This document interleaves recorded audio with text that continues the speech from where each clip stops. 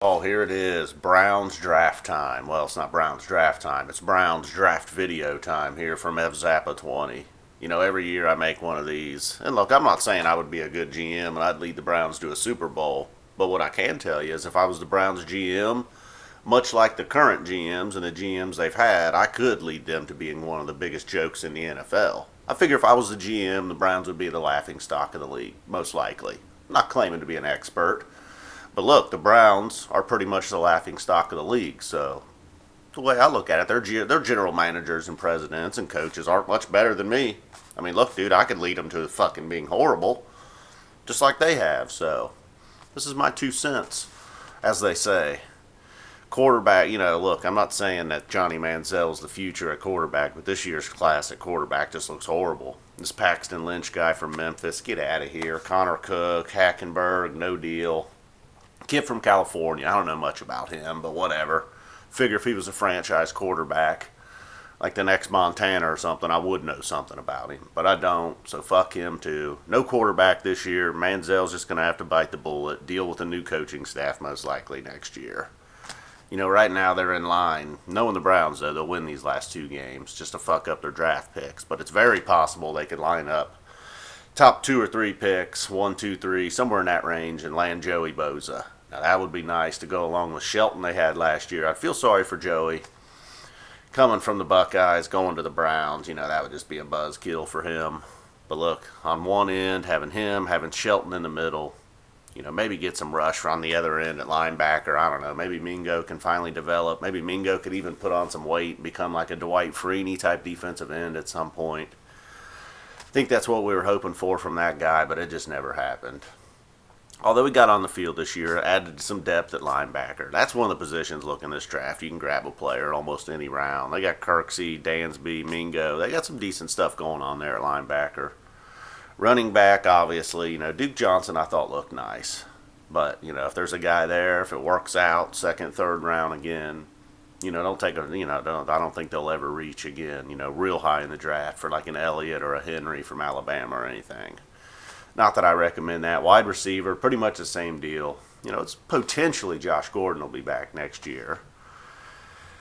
Travis Benjamin looks to be a solid, they got to bring, not that he's a wide receiver, but they got to bring back Barnage. I don't care how much money he's going to make. I don't care if he ends up being one of the top 5 paid tight ends. They got to bring him back. They got Travis Benjamin there.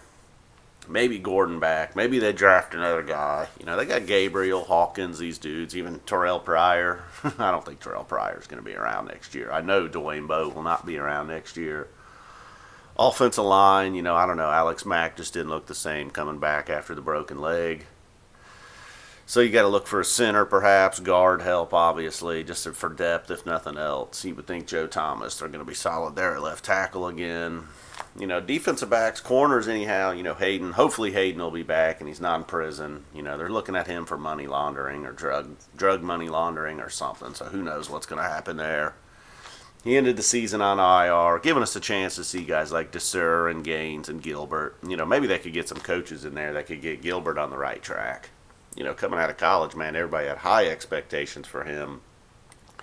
Guys like Gaines and DeSer have pretty much passed him. So look, they got some youth and some depth there at corner. If everybody stays healthy, I'm not worried about that. Same thing at safety. Whitner's getting up there a little bit. So perhaps in free agency or the draft, they look to replace Whitner. You got Poyer and Gibson at the other safety spot. I think special teams are all right, mainly. If you got Benjamin that can return. Lee looked to be a good punter this year. Look, they did have a good punter. It's one thing you can say about the Browns. So other than that, man, we'll see. They'll probably do the complete opposite. They'll probably trade down and then draft a tight end in the first round or fucking something stupid. So who knows? Who knows what the coaching staff's going to look like? Who will be in there? Seems pretty apparent, though, right now that Pettin will not be back. So then there goes the offensive coordinator. They may get rid of everybody, the GM and all of them. Who knows? That fucking owner might be the only guy left standing. So that's it. The draft is still several months away. 5, 6 months away, whatever. But, hey, we got nothing else to talk about over here. It's Christmas Day. Merry Christmas. Happy birthday to Jesus. Rest in peace. Would have been 2015. You believe that? Man, could you imagine the Jesus podcast? What would Jesus think of the Browns? Would Jesus approve of this facial hair? So anyhow, go Browns. Joey Bosa, perhaps. Hey, you never know, man. Maybe they even wait till the second round. Get Cardale Jones. Every year I also want some stud Buckeye to go to the Browns, and that never fucking happens. We got Terrell Pryor, though, dude.